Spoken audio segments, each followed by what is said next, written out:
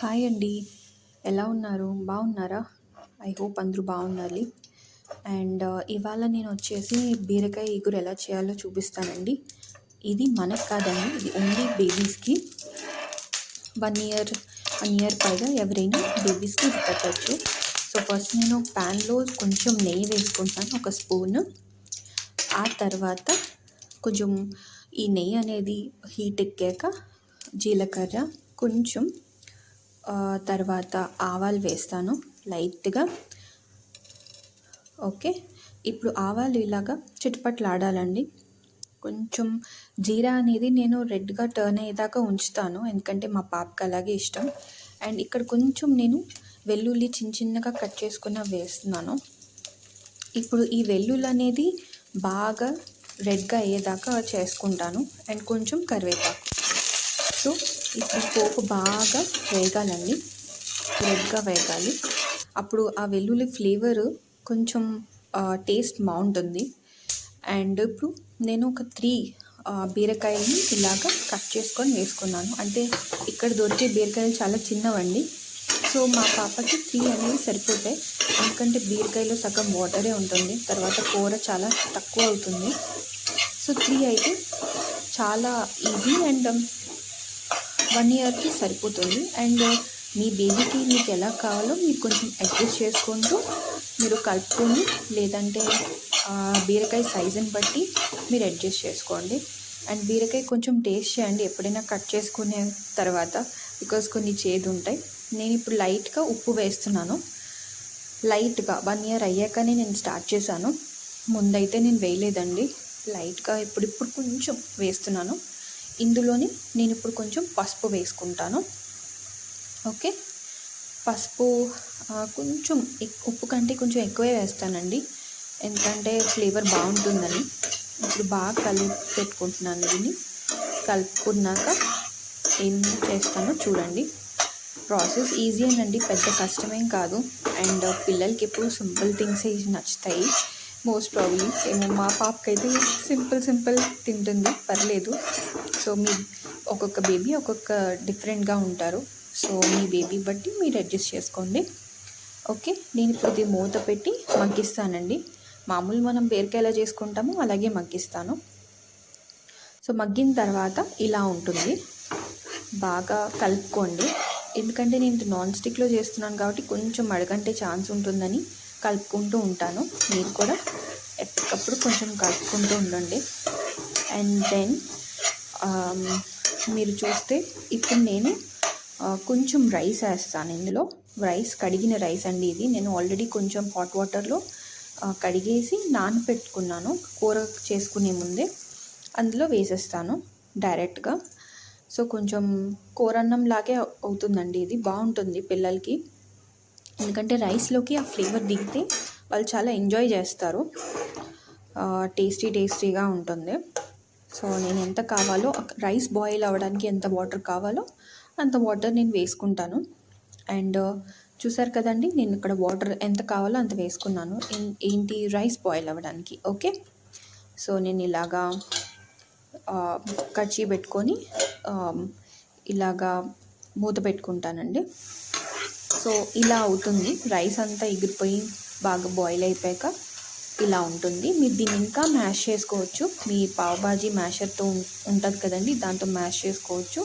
మా పాప 1 ఇయర్ కాబట్టి నేను ఇలా డైరెక్ట్గా బాగా మెదిపేసి అన్నం పెట్టేస్తాను ఇలాగా. అండ్ రైస్ కూడా మీకు ఎంత కావాలంటే అంతేనండి. సింపుల్ అండ్ టేస్టీ బీరకాయ curry with rice ready for babies. ఓకేనండి, ఇది మీరు బాగా మ్యాష్ చేసి పెడతారో ఎలా పెడతారో ఇంకా మీ ఇష్టం. ఇంకా మీరు యాడ్ చేసుకోవాలన్నా మీరు యాడ్ చేసుకోవచ్చు. ఓకే, అండ్ ఇది చాలా టేస్టీ అండ్ హెల్తీ కూడా. సరేనండి, అండ్ మీకు ఇంకో రెసిపీ చూపిస్తాను ఈరోజు. ఇది మాకండి, అంటే అడల్ట్స్కి. దీన్ని మీరు కొంచెం అటు ఇటు చేసుకొని పిల్లలకు కూడా పెట్టచ్చు.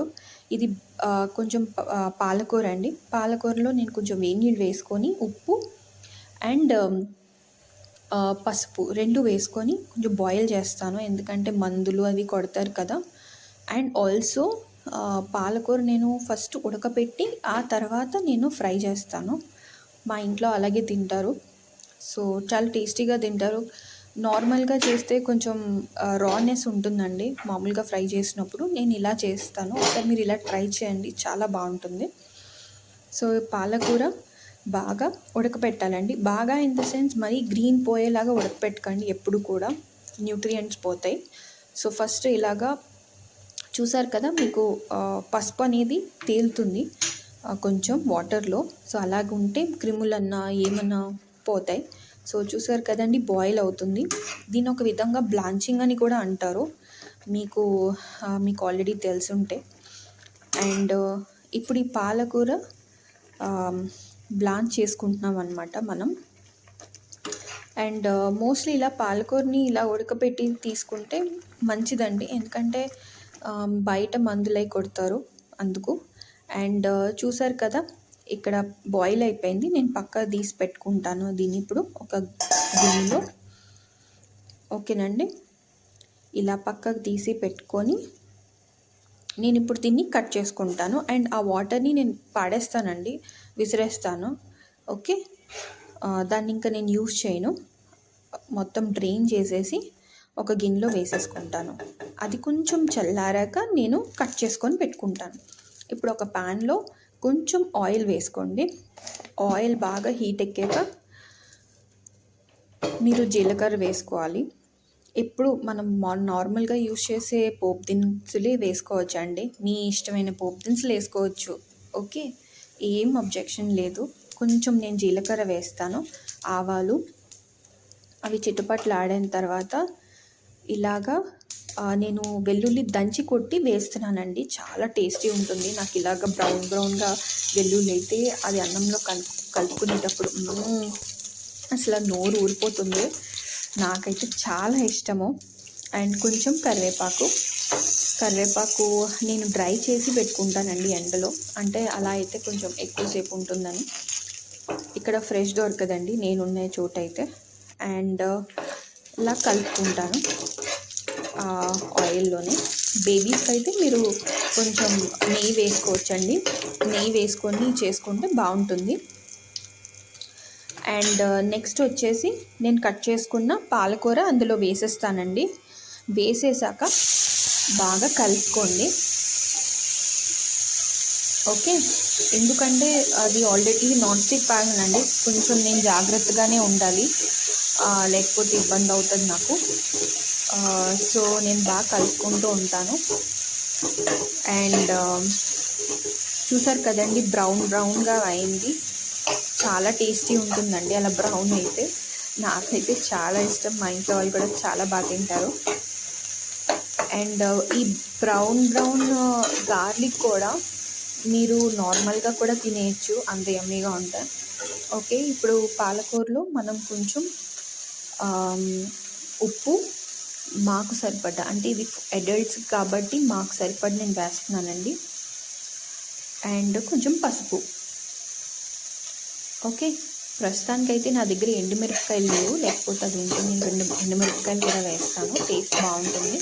కొంచెం కారం ఉంటే మా ఇంట్లో కొంచెం స్పైసీ ఇష్టపడతారండి, సో ఆ స్పైసీ ఉంటే బాగుంటుంది. సో ఇలా వేగాలండి, కొంచెం ఒక 5 minutes వేగితే సరిపోతుంది, ఎందుకంటే ఆల్రెడీ ఇది బాయిల్ చేసింది కదా. అండ్ ఈజీగా దగ్గరికి వచ్చేస్తుంది, పెద్ద టైం ఏం పట్టదు. ఇలా మీరు కలుపుకుంటూ చేసుకోవాలండి. నెక్స్ట్ వచ్చేసి నేను కొంచెం కారం వేస్తున్నాను, నా దగ్గర ఎండుమిరపకాయలు లేవండి, సో నేను కొంచెం కారం వేసి కలుపుకుంటాను. అంతేనండి, పెద్ద ప్రాసెస్ ఏం లేదు. ఇది మీరు అన్నంలో కలుపుకొని తింటే ఉంటుంది, ఒక్కసారి ట్రై చేయండి. మీరు ఏంటి దాకా చెప్తున్నాను అనుకోవద్దు, బట్ చాలా టేస్టీ ఉంటుంది. ఇంకో ముద్ద నేను చేసుకొని మనకి నచ్చదండి, బట్ చాలా టేస్టీ ఉంది. అంటే మనం వంట చేసే వాళ్ళు ఎవరికైనా వెంటనే తినాలనిపించదు, బట్ నాకు ఇది వెంటనే తినాలనిపించింది. చాలా యమ్మీగా ఉంది, బాగుంది. మీరు ఒకసారి టేస్ట్ చేసి ఎలా ఉందో నాకు ఖచ్చితంగా చెప్పండి కింద కమెంట్స్లో. లైక్ అండ్ షేర్ కూడా చేయండి అట్ ఆల్ మీకు ఈ వీడియో నచ్చితే. ఇంతేనండి, చాలా సింపుల్, ఏమీ చేయక్కర్లేదు. అండ్ మీరు చూస్తూ ఉంటే ఇంకా తినాలనిపిస్తుంది అంతేనండి. That's it for the video. Like, share and subscribe. Okay, bye.